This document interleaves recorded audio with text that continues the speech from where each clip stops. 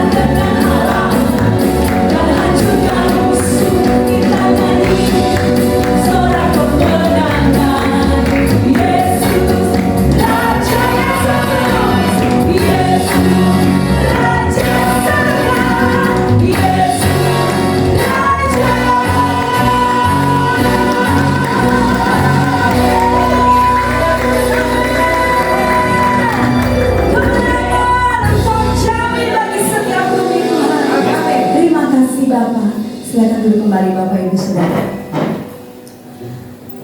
Terima kasih Tuhan. Kemenangan sudah Engkau jamin bagi setiap kami Tuhan. Sebab Engkau Tuhan kami yang tidak pernah gagal dalam segala apa yang Kau rancangkan atas kami Tuhan. Kau selalu punya cara, Kau selalu punya jalan. Tugas kami hanya terus berharap, percaya, melangkah bersama dengan Tuhan untuk melihat semua yang Kau firmankan tergenapi dalam hidup kami. Terima kasih Yesus.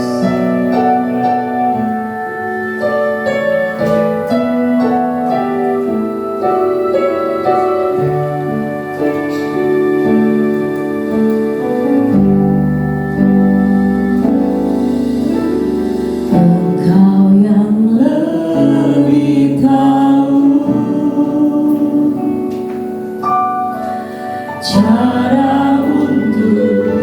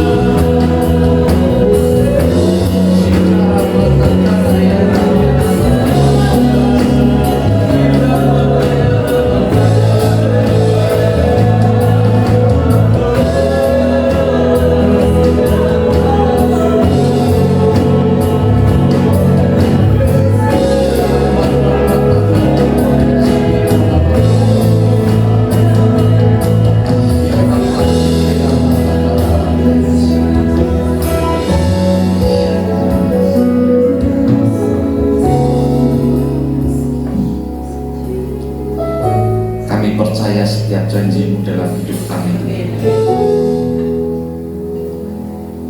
Kami percaya Engkau akan menggenapi setiap apa yang sudah Engkau katakan. Sekarang hanya bagian kami untuk boleh menetapkan ketaatan kami di hadapan-Mu, sehingga janji-Mu boleh digenapi di dalam hidup kami. Terima kasih Tuhan, kami boleh menikmati hadirat-Mu yang luar biasa. Kami boleh menikmati. Sekarang waktunya Engkau berbicara lewat anak-Mu ini. isi hatimu. Katakan apa yang harus kami lakukan sehingga janjimu boleh digenapi dalam hidup kami.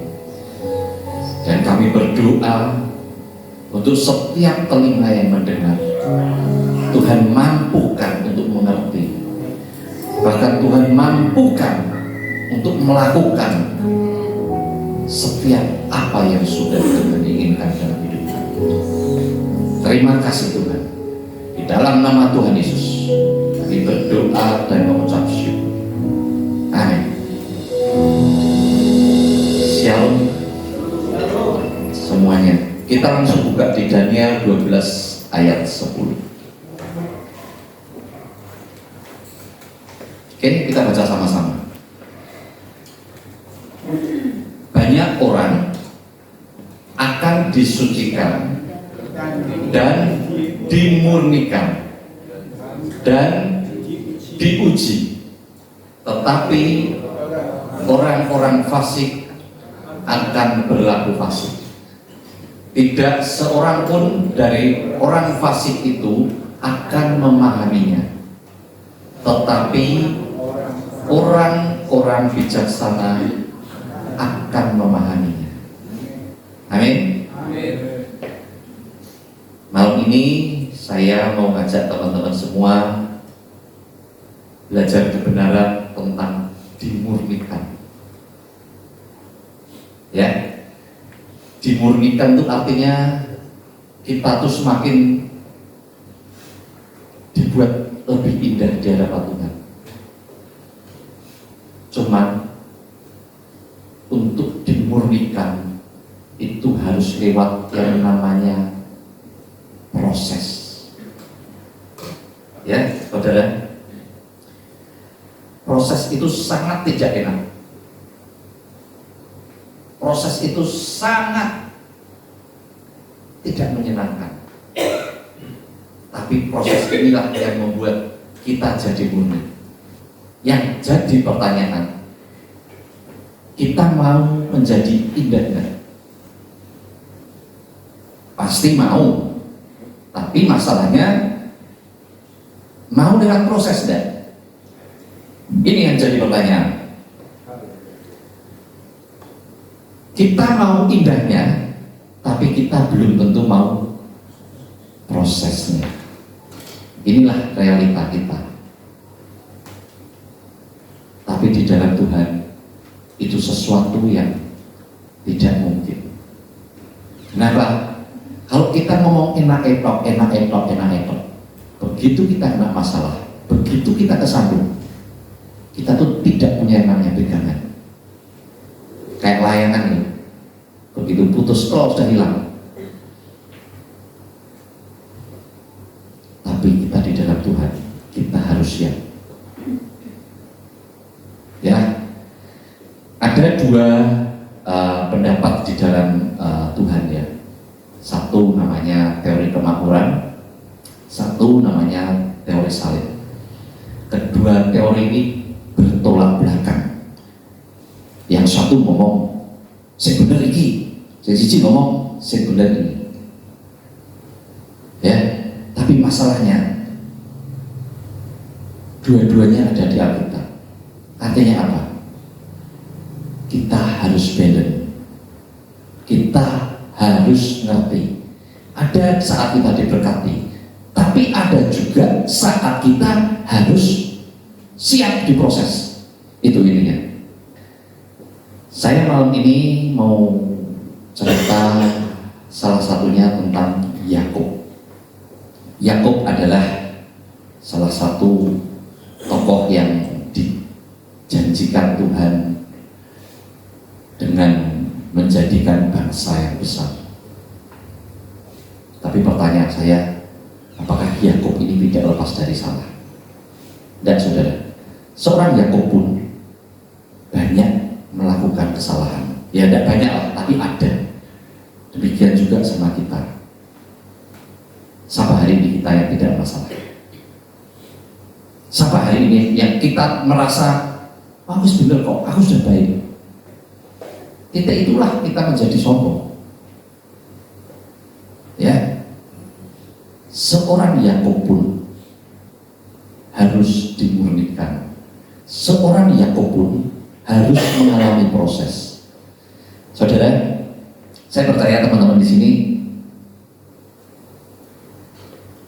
sudah banyak tahu cerita tentang Yakub. Jadi saya tidak akan menceritakan semua full, saya akan cerita titik-titiknya saja. Kita belajar yang namanya Yakub. Singkat cerita, Yakub ini adalah orang pilihan Tuhan. Kenapa? Karena waktu di dalam perut Tuhan sudah ngomong, aku mengasihi Yakub tapi membenci Esau. Sebenarnya bukan kata-kata benci itu sering gitu, enggak ya, karena ini bahasa terjemahan. Jadi bukan membenci dalam arti sebenarnya, tapi istilahnya aku lebih mengasihi Yakubnya. Ya. Singkat cerita, di perjalanannya Yakub itu dikatakan Yakub adalah orang yang suka di rumah dan Esau adalah seorang pemburu. Yakub dikasihi ibunya, Esau dikasihi bapaknya karena bapaknya suka makan buruannya. Suatu ketika Esau itu lapar, saudara, pulang dari buru lapar, lihat Yakubnya masak, kepingin. Setelah minta, dikasih tidak dia? Dan dikasih, tapi dia diminta hak kesulungannya. Ya, hak kesulungan ini pernah diceritakan Pak Ketua kita, sudah pernah diangkat di sini. Hak kesulungan dari Yakub, ya. Artinya hak kesulungan dari Esau ini diberikan kepada Yakub dengan ganti satu mangkok kacang merah. Ya, satu kali. Kedua kali Yakub menipu lagi yang namanya Esau. Apa yang dia tipu? Dia minta berkat dari bapaknya ini dengan menyamar sebagai Esau. Berkat bapak ini, berkat yang diberikan dari bapak kepada Yakub ini, dengan menyamar, dia ngasih makanan, terus tangannya dikasih bulu-bulu, sehingga waktu dipegang, karena bapaknya ini sudah katarak, saudara, sudah katarak, bapaknya ini sudah katarak, bapaknya ini mengira itu Yakub, mengira itu Esau, tapi ternyata Yakub. Ya, dua kali seorang Yakub ini nipu kakaknya. Ya, salah tidak? Pertanyaan saya. Tuhan sudah menetapkan dia akan mendapat, tapi dia mendapatkan dengan cara yang salah. Demikian juga kita. Kadang kita tuh ngejar sesuatu, ngejar materi, ngejar banyak hal, tapi kita melakukan dengan cara yang salah. Ya, tapi karena seorang Yakub ini memandang tinggi hak kesulungan, Tuhan tetap mengasihi dia. Tapi masalahnya apa sampai di sini? Dan dia harus tetap namanya bayar salahnya dia. Apa yang terjadi? Apa yang terjadi setelah dia melakukan kesalahan? Dia mau dibunuh. Dia mau dibunuh sama kakaknya. Mamanya ngomong, wis, kamu lari om. Akhirnya seorang Yakub ini pergi ke omnya, namanya Laban, di Haran.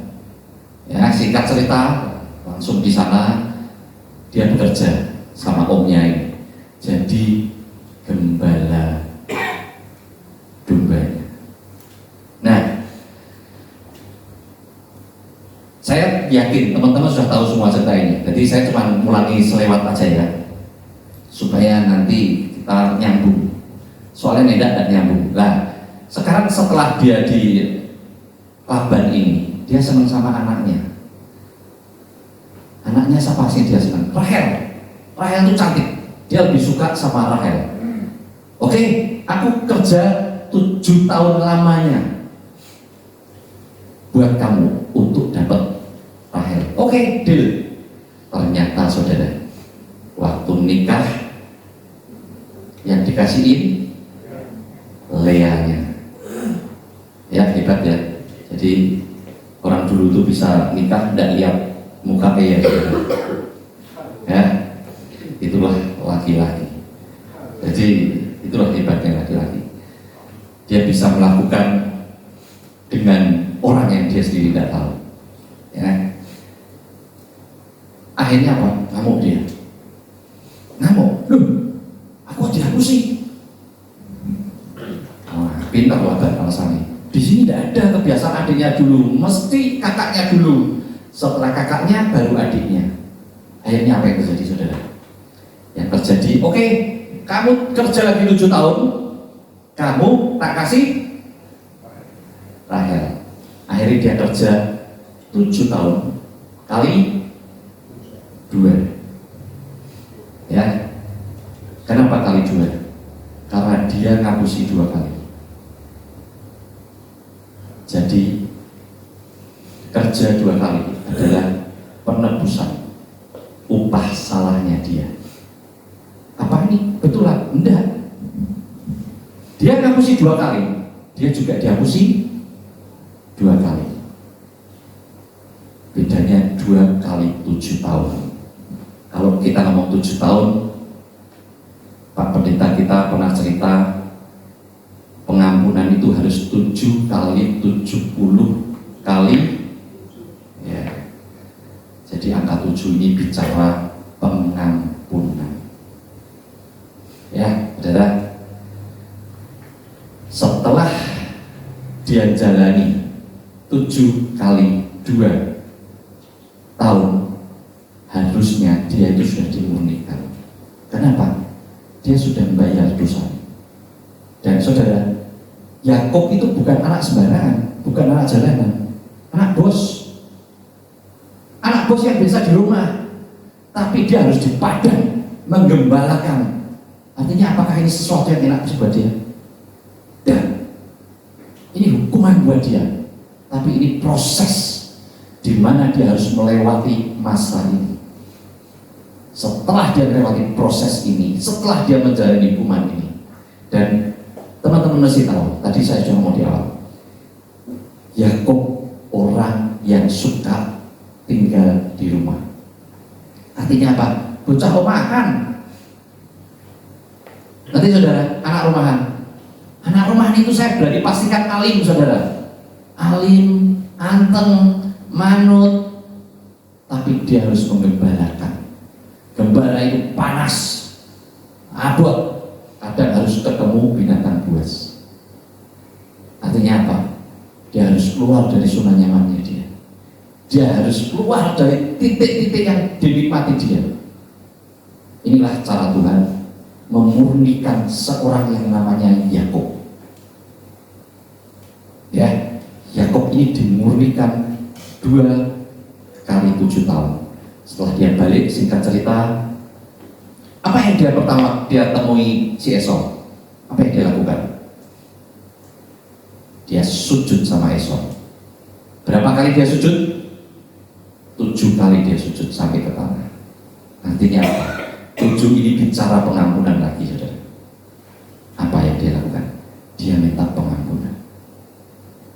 Jadi saudara, kadang kita itu salah, kadang itu kita diproses, tapi kita itu tidak minta ampun, tapi kita itu malah boleh alasan.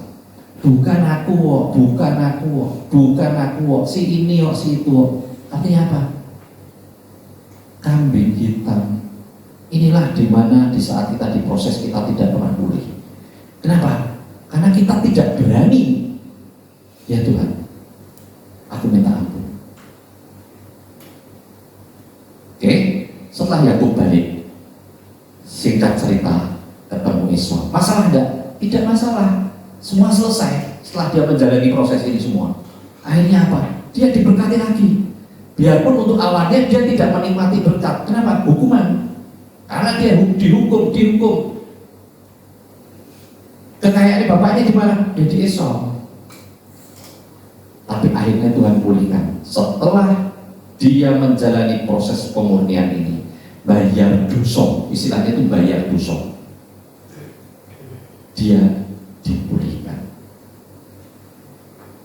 Ya, jadi jangan pernah berpikir kita ini tidak masalah, saudara. Jangan berpikir kita ini jalur berkat, baik. Tapi kita tidak pernah mau berpikir, Tuhan beresi dulu saya supaya aku bisa menerima semua ini dengan lebih baik. Oke? Saya mau cerita kesaksian, tapi kesaksian ini bukan kesaksian saya. Kesaksian ini kesaksian dari saudara kita yang ada di sini juga. Jadi suatu ketika saudara kita ini sakit, ya, saudara kita ini sakit, dia kena kanker prostat. Saudara tak lihat kok tenang sekali, tak lihat kok tidak apa-apa. Wah, memang saya berpikir orangnya di dalam Tuhan itu memang luar biasa, ya. Terus mulai ngobrol. Tahu saudara yang diomongin apa? Aku sakit ini buat aku adalah satu kebenaran. Kenapa? Aku membayar kesalahanku, aku membayar utangku. Saya berpikir dia kan orang yang saleh, orang yang baik. Kenapa? Tanya, kenapa? Aku ini dulu tidak pernah mau dipimpin. Memang saya pelayanan, tapi saya ini tidak mau dipimpin. Tadi saudara, istilah tidak mau dipimpin itu apa?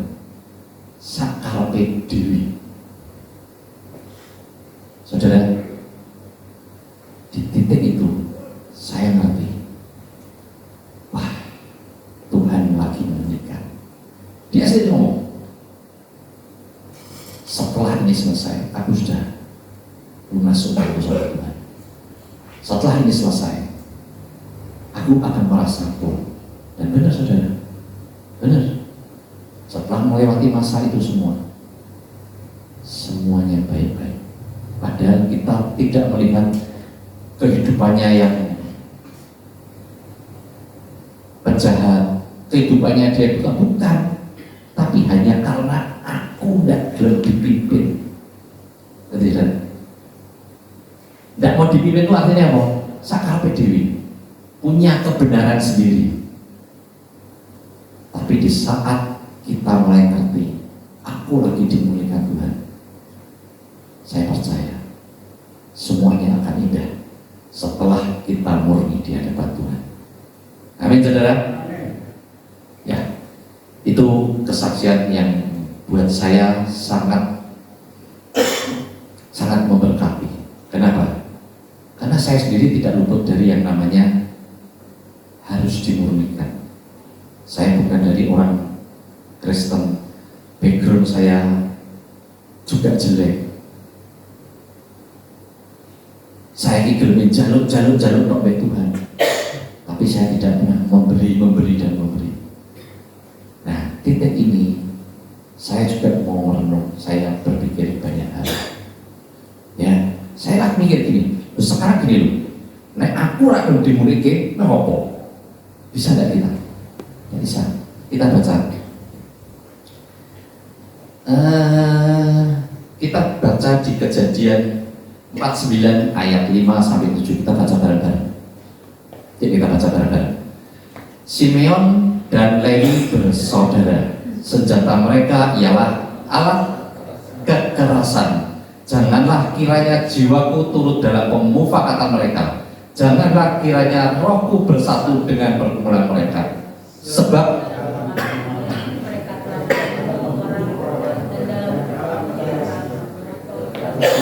keting lembu. Lanjut. Terkutuklah kemarahan mereka sebab amarahnya keras. Terkutuklah keberangan mereka sebab berangnya bengis. Aku akan membagi-bagikan mereka di antara anak-anak Yakub dan menyerahkan mereka di antara anak-anak Israel. Ini waktu kondisi ini waktu Yakub sebelum meninggal. Dia mendoakan anaknya satu. Doa yang paling jelek buat anaknya yang namanya Simeon sama Lewi. Bapaknya Dewi kutuki anaknya, saudara. Ini doa buat anaknya. Kenapa? Marah dia. Kenapa? Simeon dan Lewi, apa itu? Mereka tuh berat tuh bengis. Jadi dua saudara ini yang namanya Simeon sama Lewi ini pernah balas dendam. Adiknya diperkosa dan dia, singkat cerita, dia balas dendam. Yang perkosa itu dibunuh sama dia, dihabisin sak suku-sukunya dengan alasan kalian tidak pantas melakukan ini, berbuat modal untuk adikmu. Tapi ini jadi kemarahan, dan kutukan ini ke Simeon dan Lewi. Ya, Simeon tidak pernah mau diproses, saudara. Simeon ini tidak pernah mau diproses. Singkat cerita, perjalanan Simeon ini terus, bahkan dia ngawin dengan suku yang tidak dikehendaki Tuhan, dengan Kanaan, dengan Midian dan lain-lain. Bahkan dia menyembah yang namanya Baal Peor. Ini yang namanya Simeon. Singkat cerita, Simeon tidak semakin baik, semakin habis. Sensus pertama, Simeon habis, saudara. Habis kenapa? Tinggal 59.000. Sensus kedua, tinggal 22.000. Artinya apa? Suku ini semakin mengecil. Dan suku ini tidak dapat bagian dalam warisan tanah. Dia dapat hanya sebagian kecil dari bagian Yehuda. Ya, jadi 12 suku ini semua dapat, suku-suku ini dapat. Tapi yang tidak dapat adalah siapa? Simeon dan Lewi. Oke? Simeon tidak mau diproses. Tapi lain cerita kita ngomong Lewi. Ya, Lewi ini berbeda. Bedanya apa? Lewi sama Simeon podo, sama berangnya, sama bengisnya, sama dikutuknya. Tapi yang satu mau diproses, dimulihkan. Yang satu kita lihat dulu, ya. Kita lihat suku Lewi ini diawali dari seorang yang namanya Musa. Ya, Musa ini singkat cerita masuk ke dalam kerajaan. Biarpun dia orang Ibrani, biarpun dia orang Lewi, tapi dia itu masuk ke kerajaan. Artinya apa? Dia dapat fasilitas kerajaan. Fasilitas kerajaan ini apa? Fasilitas kelas 1 lah, VIP. Itulah yang dia dapat dari seorang Lewi. Tapi saudara, waktu dia lihat ada bangsanya yang dipukul sama orang Mesir, marah dia. Apa yang dia lakukan? Bunuh orang itu. Artinya apa? Dia mesti bawa kodratnya seorang berangnya itu. Dia mesti punya kodratnya seorang pemarah. Kodrat ini mesti dia bawa, saudara. Tapi saudara, begitu dia bunuh, dia takut, dia lari pergi Midian. Di sanalah dia diproses, di sanalah dia dimurnikan. Nanti saudara, dia yang punya fasilitas kerajaan, dia akhirnya pergi ke Midian. Ngapain di Midian, saudara? Angon, saudara.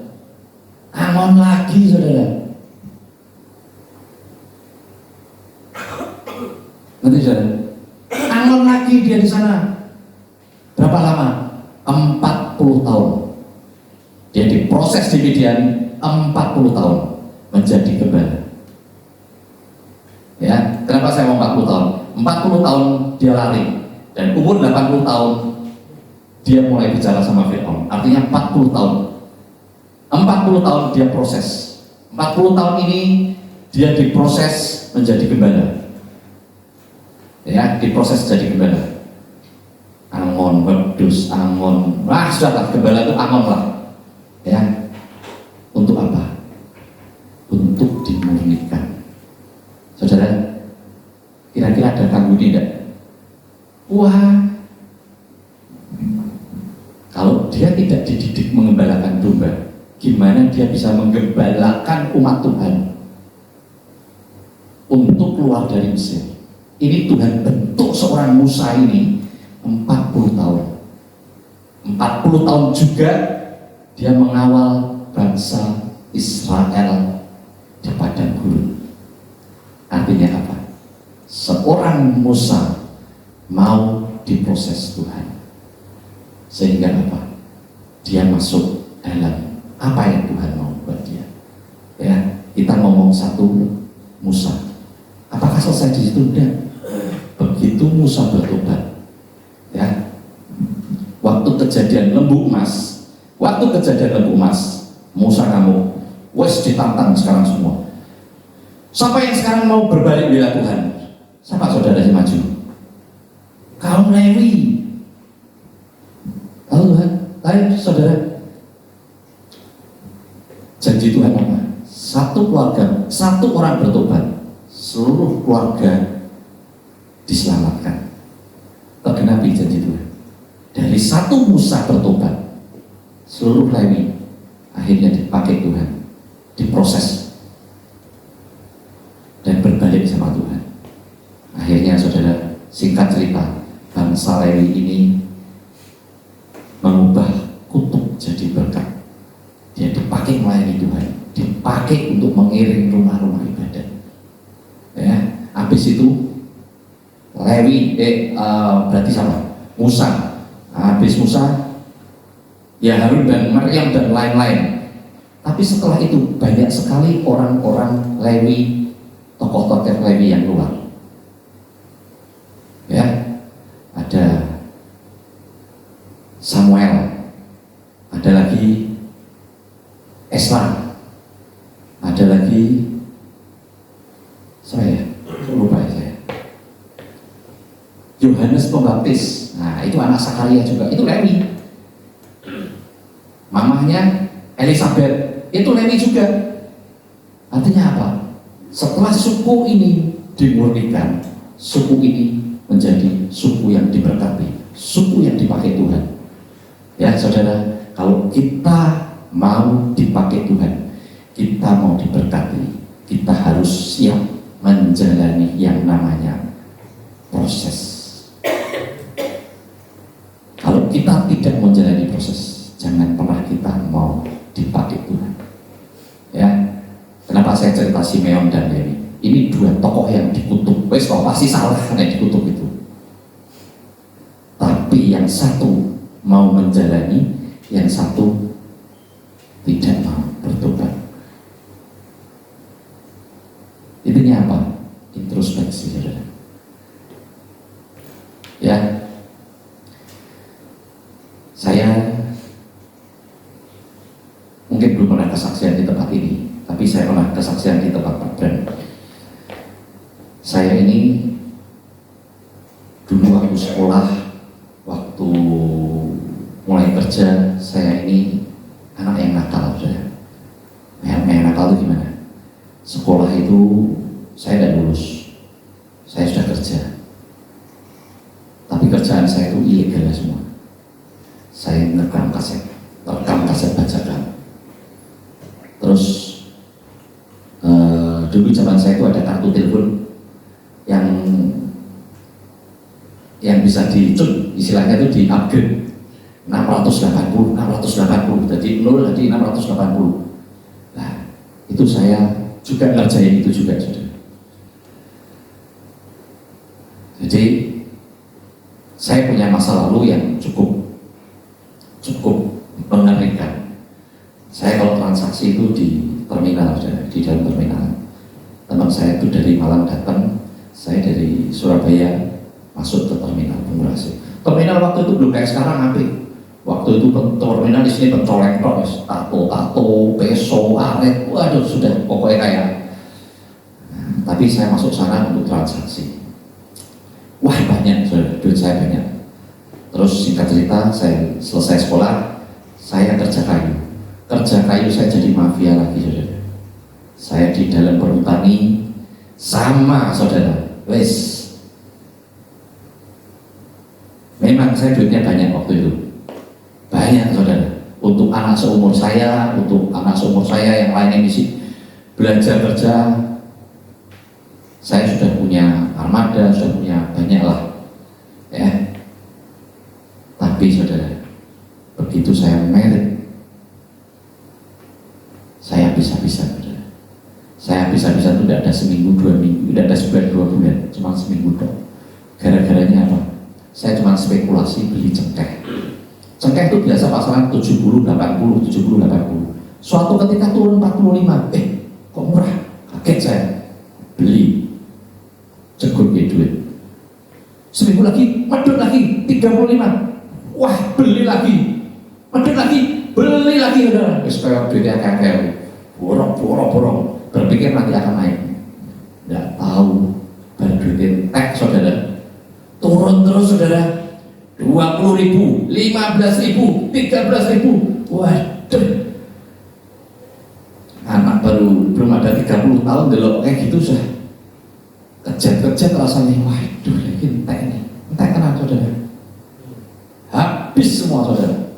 Sampai habis semua, saya mesti tinggal utang, tinggal macam-macam. Padahal saya ngantek baru. Wah,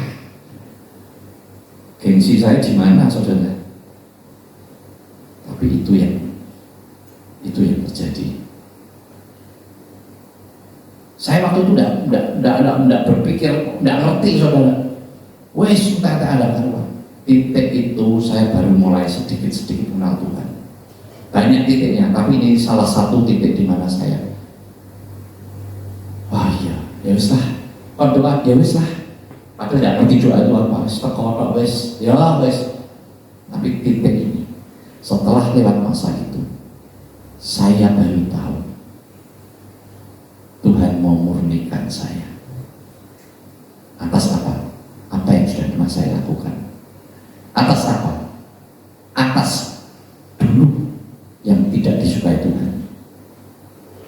Ya, saudara. Jadi teman-teman, kalau hari ini kita lagi diproses Tuhan, kita lagi dalam istilahnya pemurnian, kita jangan berontak. Hari ini kita tetap pegang Tuhan.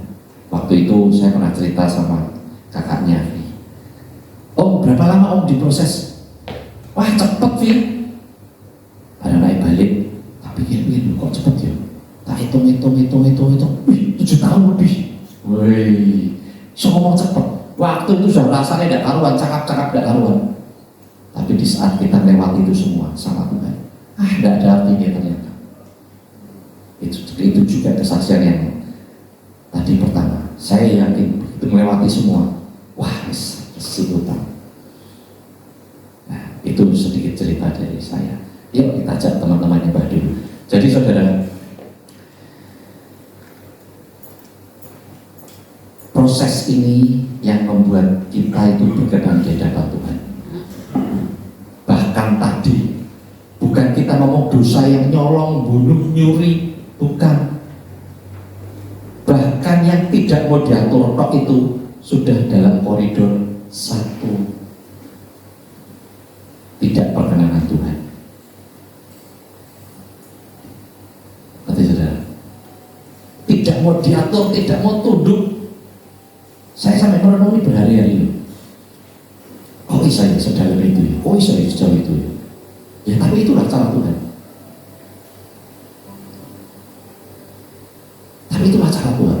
Cara Tuhan itu apa? Untuk nolong kita. Kita tuh kalau mau ditolong tuh diproses dulu. Tapi kalau kita dinengke-colke, ya sudah kayak Simeon.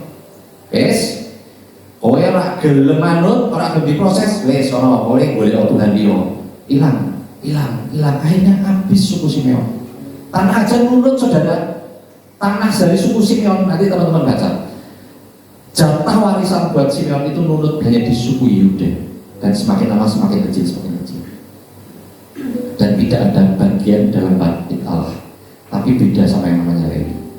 Lewi punya bagian dalam bait Allah. Kenapa? Karena Lewi mau diproses Tuhan. Jangan takut diproses saudara. Takutlah kalau Tuhan tidak tolong. Takutlah kalau Tuhan tidak sertai. Tapi kalau kita jalan sama Tuhan, kita manut, percaya saya, Tuhan pasti tolong. Apapun prosesnya, apapun kondisi kita saat ini, kita percaya di saat Tuhan ada, Dia pasti menolong. Amin. Yuk kita ajak berdiri di sebentar.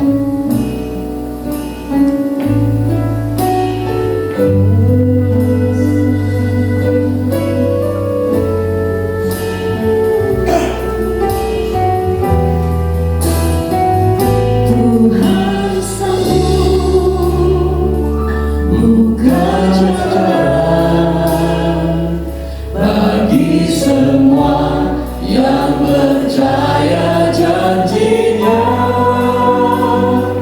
Kekuatan, pertolongan selalu ada bagiku.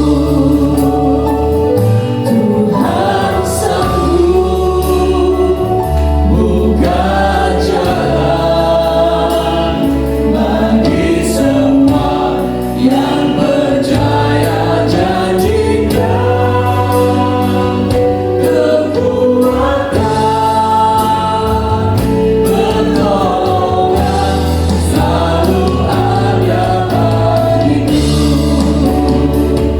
Tuhan sanggup buka jalan bagi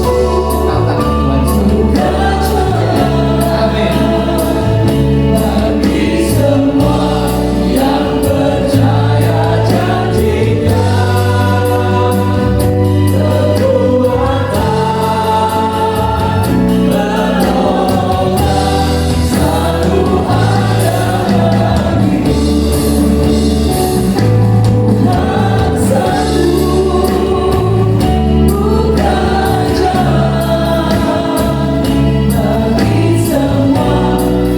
percaya janji-Nya.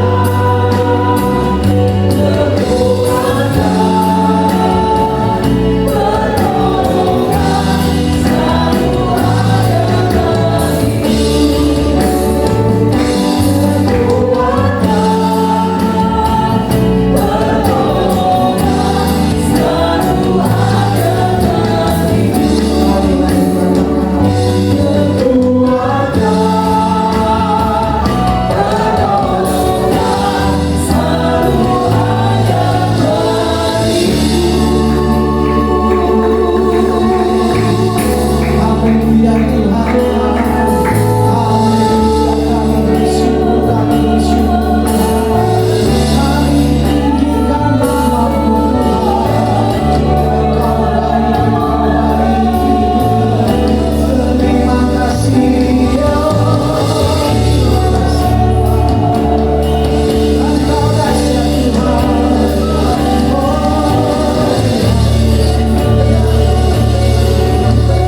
Terima kasih.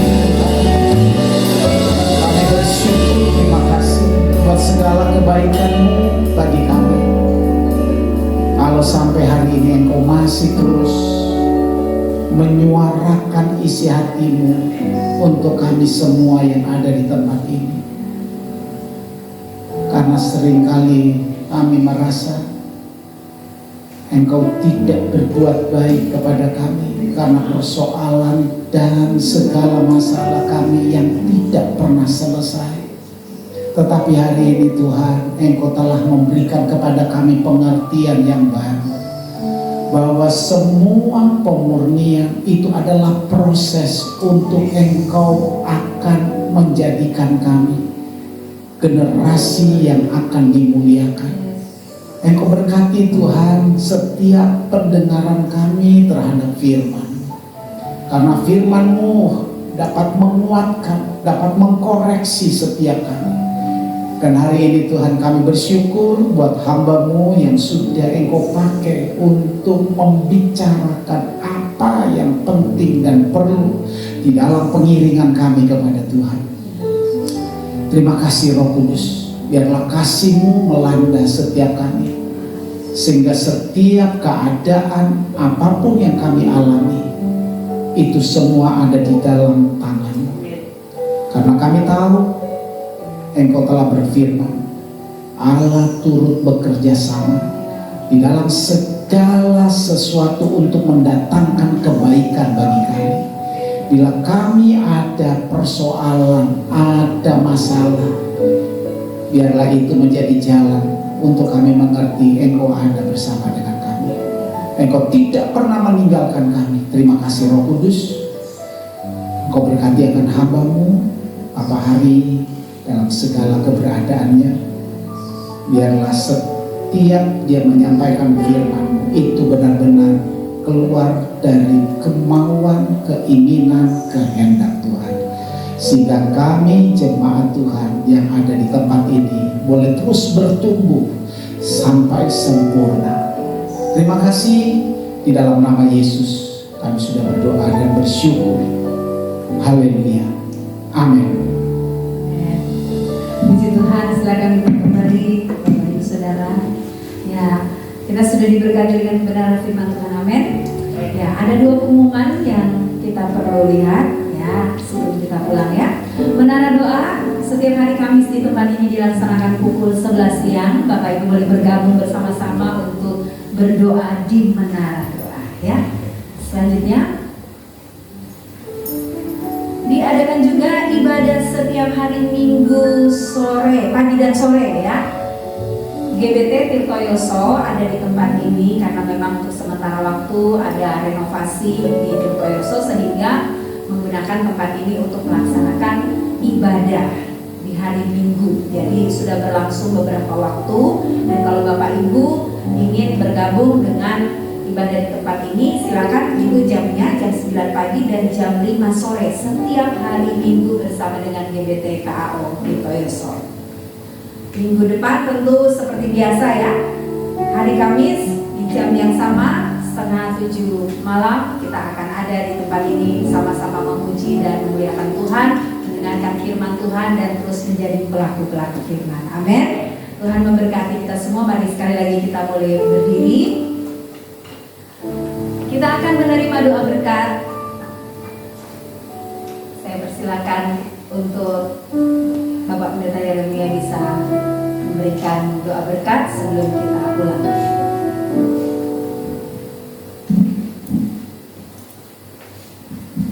Ya, mari kita berdoa.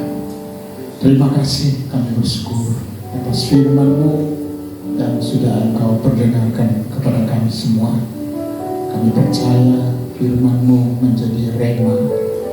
Segala sesuatu yang kami hadapi hari-hari ini, kami percaya Tuhan sedang memurnikan kami, dan dengan mata kami akan melihat berkat Tuhan dicurahkan bagi kami yang setia dengan proses yang Tuhan izinkan terjadi dalam hidup kami.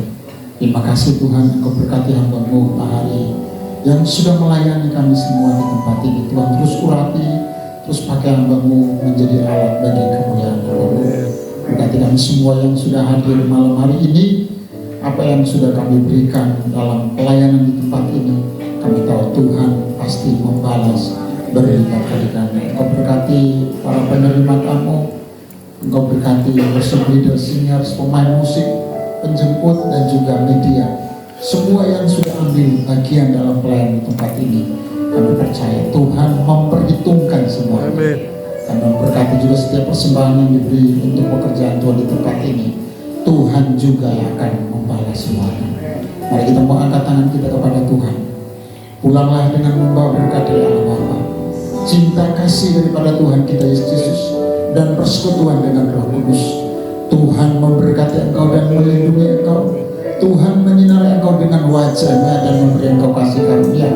Dan Tuhan menghadapkan wajah-Nya kepadamu dan memberi engkau damai sejahtera mulai malam hari ini sampai selama-lamanya.